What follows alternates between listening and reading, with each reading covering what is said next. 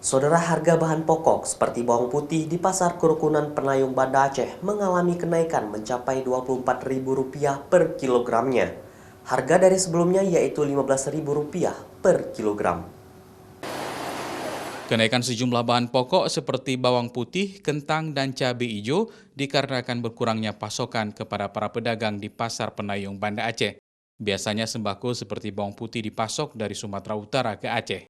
Harga bawang putih mencapai Rp24.000 dari sebelumnya hanya Rp15.000. Hal ini dikarenakan berkurang pasokan dari Medan. Begitu pula harga kentang yang biasanya Rp5-8.000 kini menjadi Rp10.000 per kilogramnya. Bawang putih kencang. Bawang putih berapa sekilo, Pak? Bawang putih sekilo 24. 24.000, Pak. Kalau kentang, Pak? Kentang 10.000. 10.000, Pak. Iya. Pak, per kilo, Pak? Kilo biasanya 15. 15, ya? Ini 24, ya? 24. Pedagang mengaku sejumlah bahan pokok selama adanya COVID memang tidak stabil dan mengalami kenaikan maupun penurunan.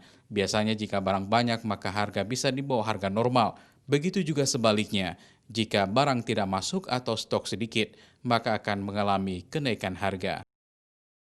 Syahril, Kompas TV, Banda Aceh.